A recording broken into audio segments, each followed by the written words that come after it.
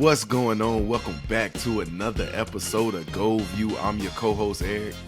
Your co-host, Aaron, man. What's happening with y'all, yo? It's been a while, man.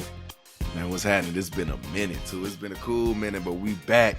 We've been working. We've been getting everything right, man. Like I said, life happens, man. Vacations, all types of things, man. But we back, baby. Yeah, we back, y'all, man. We back. Been a while, man. Good to see y'all. Let's get things jumping, dog. Let's get things jumping.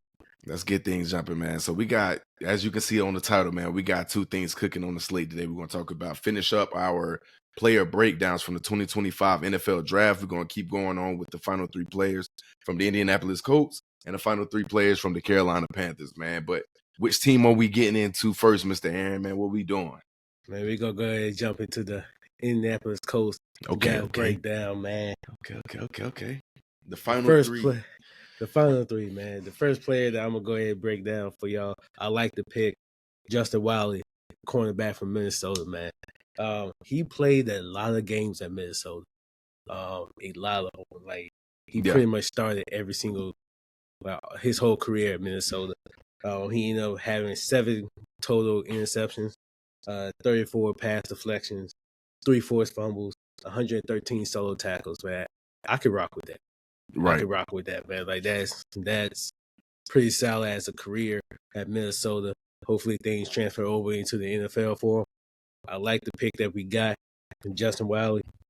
Man, I hope that everything going well in minicamp for you. I would like to see him on the final 53-man roster. For real, bro. For real. And I like this pick, bro. You've been begging for the Colts to continue to draft in that secondary, like we said, for years, bro. 10 years, bro. Like 10 years for me, man. You gotta add to it, bro. You gotta add to it, because sometimes you can get that diamond in the rough, and maybe Justin Wiley can be that guy, man. Like when I looked at his film, turnovers, man. He's going to try to get that ball out, like I said, with all those pass deflections, man. Very consistent in that area of play. But forced fumbles, we've seen him, pulling and yanking at balls there on the field. Yeah, on the film, man. And the interceptions came as well, too. So he's a seasoned corner, line up a little bit in a slot, but majority outside. And, he plays lengthy. He plays long. He plays like he uses his full length. He's only 5'10", but on film, he looks like he's about 6'2". You know what I'm saying? Yeah. So I think this was a solid pickup, especially at the, in the third round. So I like the value. I like the area. You're addressing not an area of need, but, you can still add depth in that, in that situation. Oh, yeah, man. Most definitely, bro. Most definitely. I like the pick. I really hope that he make the roster. And he's surrounded with some good guys. You guys did good in free agency, low. So, man, with those 3 forced fumbles, man, I want him to, yes. I'm hoping he could turn into like a Charles Tillman.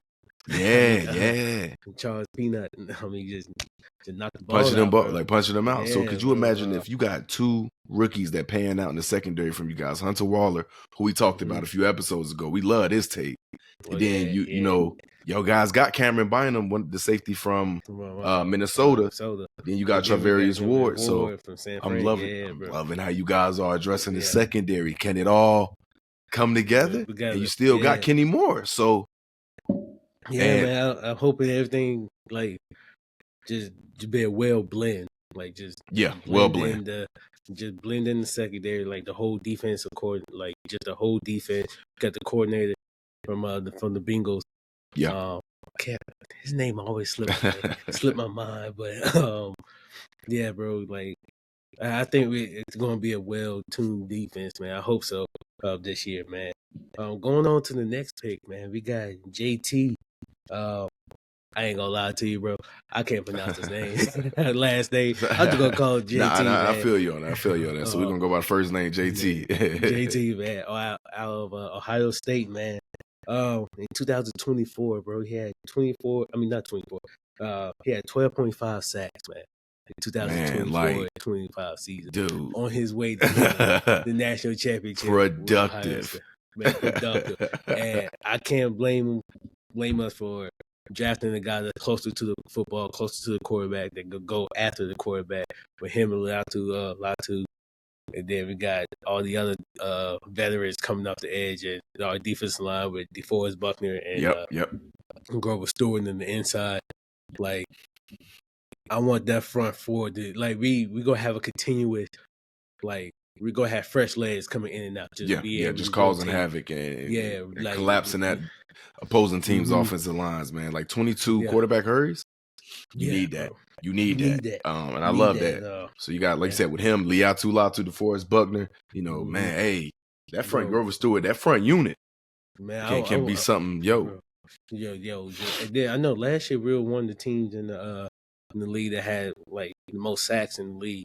Yeah. So it's just like, let's continue to build that. So all right, y'all. Yep. Strictly outside guy. Yeah, like go after the quarterback. He have good strength. He got good bull rush. And go after the quarterback. Get some tackles for losses. So man, let's go get the ball. Bro. 6'5", 269, bro. So bro. I'm loving it, bro. Yeah. And of course, we all know who we got. Tyler Warren, man. That pickup right there was almost destined to happen, huh? Bro, destined to happen, bro. Give us another weapon on the offensive side of the ball. Last year, he had 1,233 yards, 104 receptions, 8 touchdowns. As a career, he had 153 receptions, 1,839 yards, and 19 touchdowns for a career at Penn State.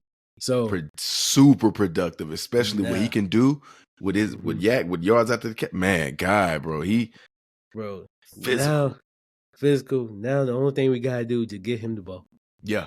Just get our offensive players the ball. Like we got Jonathan Taylor, Josh Downs, Michael Pittman, Alec Pierce, Tyler Warren, Mo Alley Cox, just get these players the ball on the offensive side of the ball, man. Man, like it really fit. I think that we just got to find that quarterback situation.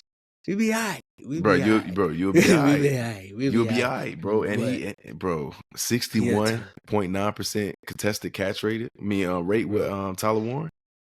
Gotta love it, bro. Gotta love it, bro. He's physical. Like, he gonna make plays with us, man. He gonna make plays with us, bro. I want that, bro. Like, I want us to make the plays not only in the passing game, but also in the running game. Tight ends. I mean, I feel like the best blocking tight end in the league right now is definitely George Kittle. Right? Yeah, that's just my opinion. But it showed up on Tyler Warren's tape as well. Hopefully, he can. Bro, make the plays in the running game. Yep. It'll get you the ball down the field. Let's get things cracking, man. I think he will probably have about at least 5 touchdowns this year. 5 touchdowns. How many yards? Because it's a crowded room.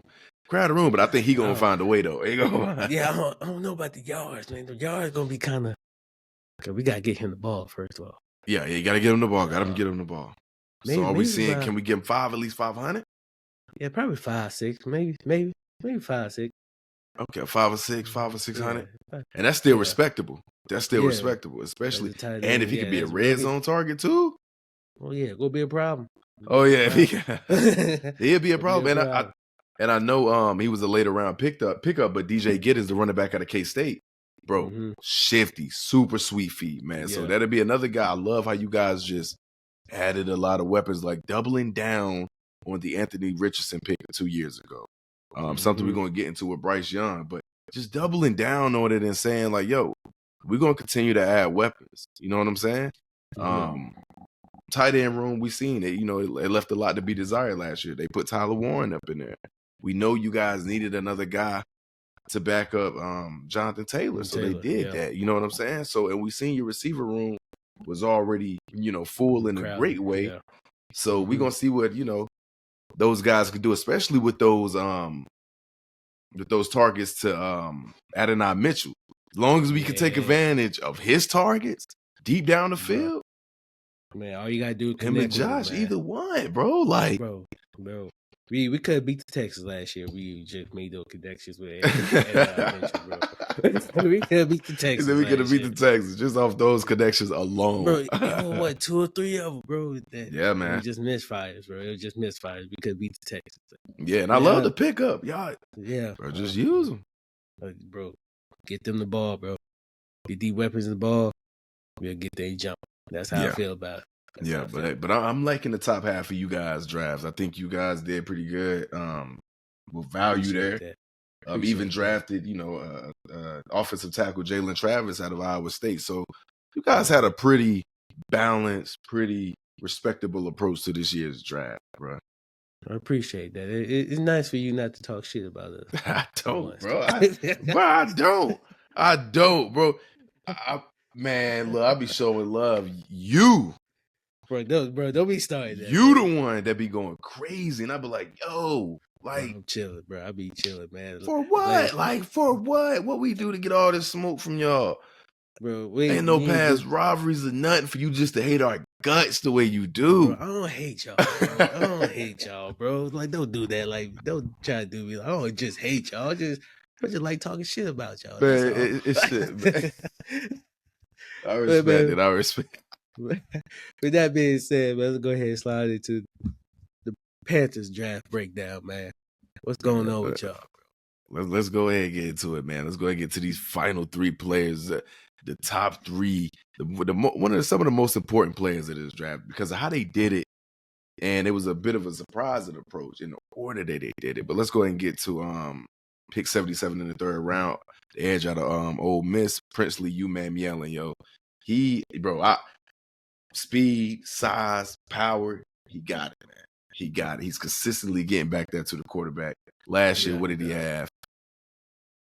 Last year had 11 sacks last year and 16 quarterback hits and 28 quarterback hurries. So I love that pick. I was aboard with that pick. Leaving day one, going into day two, I was like, yo, they can get him in the second round. Cool. Perfect. But they ended up getting him in the third round. I was like, okay, so they let him slide a little bit and still ended up grabbing him in the area of need. The Carolina Panthers, bro, we needed some pass rush. We needed some pass rush help, some young pass rush help, especially after letting Jadeveon Clowney leave. You know, we needed some help in that department. He was consistent last year. Consistent as they come. Pass rush grade of a 91.5 and a run defense grade of a 78.7. Not the best run defense grade, but a solid pass rusher, bro. Yeah. He didn't lack when it showed up on tape. He did not lack, bro. And 11 sacks, bro. You can't go wrong with that. Heck no, bro. Heck no in the SEC, that, bro. Being consistent like that. What? I love this pick. I love this pick. And then on the phone, after they made the pick, he was like, you know, I'm about to break y'all pockets in a few years. I was like, okay. I like that type. I like that self-confidence. Like, know you gonna come in and try to wreak some havoc, bro. Know you gotta help us turn this thing around, bro. Well, yeah, most definitely, bro. That's dope right now. Yeah, how he already told y'all. Bro told that to the owner. Yeah, like, bro, he already got that mentality. Like, yo, I'm here to stay. Like, wherever team I got drafted to, yo, I'm here to stay. I'm here to stay, and I'm gonna put in the work to let y'all know, like, yo, hey, yeah. And then I seen an interview with him. They was doing an on-field interview to rookie minicap, and he was like, who do you need to come up to your first game? He was like, I don't need nobody. Just ball out. I was like, okay. All right. Like yeah. He just want to get on the field. He just want to get on the field and ball, bro. That's all he want to do. Get on the field, ball, just probably just maul somebody, just keep it rolling. Bro. And keep it rolling, bro. Keep it rolling. And we needed pass rush. So that goes into our second round pick. Well, I was a bit surprised that kind of slid. I thought he was going to be a late first round pick, Nick Scorton, the edge out of Texas A&M, bro. Bro, his edge setting ability and how he can his pursuing ability is just ridiculous, man. He's a little bit more bigger. He's a little bit more stronger. I know they had some problems or some rumors that he was a little bit overweight at Purdue before he transferred to Texas A&M, but he went on ahead and debunked that and said, I've been the same weight my whole career. So, and he's young too, man. I think he's like, 21 years old?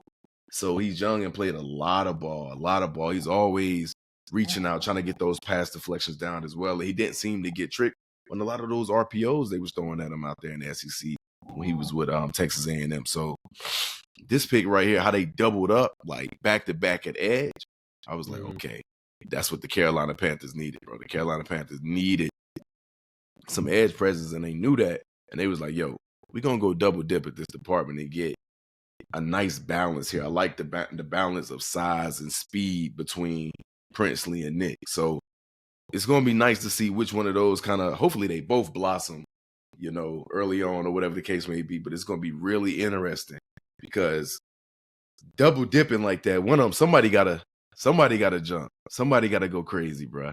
Like I love when teams double dip, bro, especially in the area of need. I mean, especially if it's like years like maybe their third year, and one of them is really causing havoc, bro. Mm-hmm. One of them probably gonna get double teamed.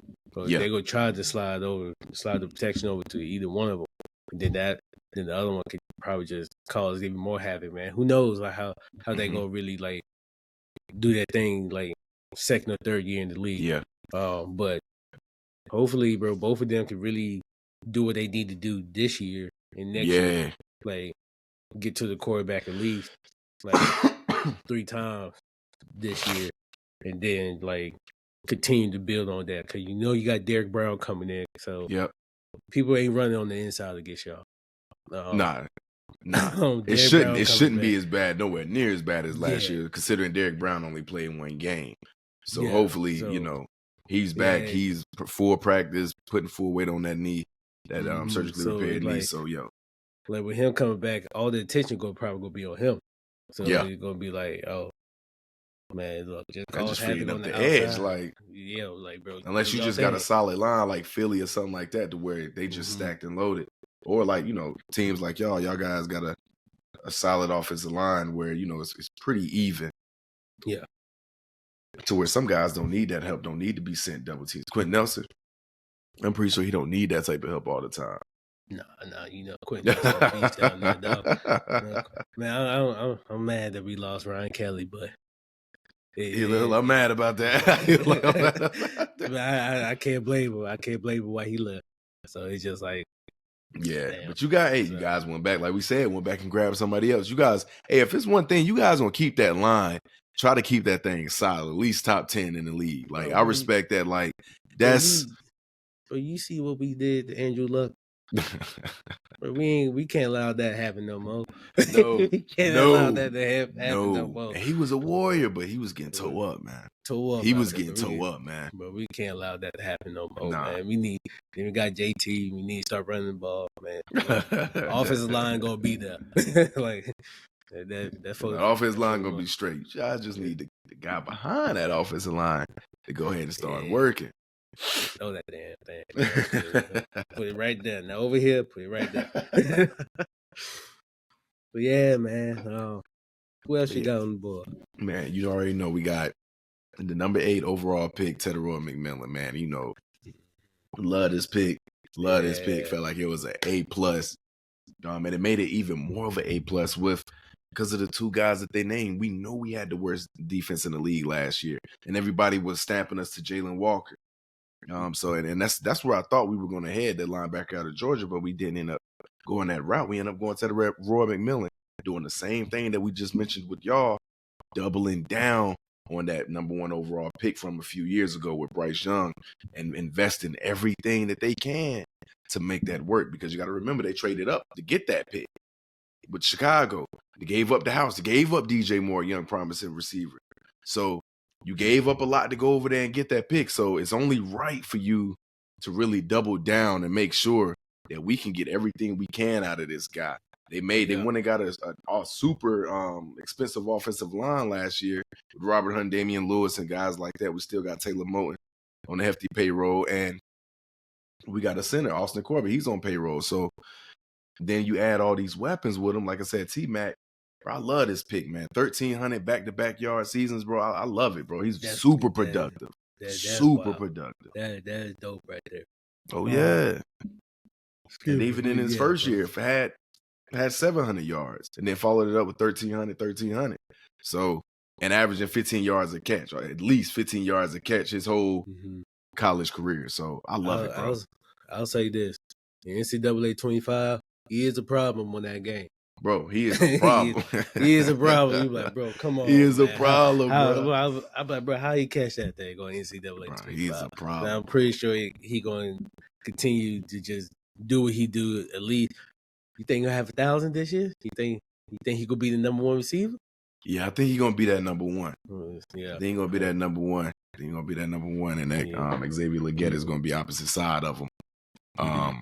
If he don't get 1,000, I'm saying between 750 No, I'm saying between 700 and 900 yards, somewhere up in that sweet spot. But it wouldn't surprise me if he do get 1,000. It would not surprise me because the main reason is because they say how comfortable Bryce Young is. I've seen 2 interviews about training camp with Bryce Young and Dave Canales, both for second years in this system, working together, saying like, "Yo, I can kind of do anything I want with the play calling as long as Bryce Young is doing what he needs to be doing." He's took a huge jump this offseason, and he said, "Shoot, I'm super comfortable. I can call anything I want to now." So I heard that, and I'm like, "Yeah," I'm like, "There we go, there we go." Right there. I'm like, "You feel like you can call anything, and he's just gonna make it happen?" There we go. So you throw a receiver in the group with an ex-receivers coach who was out there with the Seattle Seahawks, who had a decent receiving room out there with DK and Tyler Lockett with them days. So we seen how he was able to coach up those guys. So I expect Teteroy McMillan to come in and be very productive, considering who picked him and the regime that picked him and stuff like that. So I think they did that due diligence and know what they got, what they picked, man. So another guy with a contested catch rate of 60%. So I like that pick that y'all got Teteroy McMillan, man, because it gives Bryce another weapon, like you said. He probably will be the number 1 receiver. And then also you also off the rip. Well, number 1 you receiver. Think he's gonna be number 1 off the rip? You think he's gonna be number 1 off the rip, or how you feel like that's gonna? I think so. I think so. Like, I think Xavier, so. Yeah. And Xavier Legette, bro, he gave us some solid yards last year. You just gotta get the drops he's right. Yeah, bro. That one drop, I ain't trying. See, y'all, and y'all see, y'all. But that one drop he had right in his head, bro. That Philly, right there. They stood up. He was like, "Yeah, bro." I was like, "Man, come on, dog."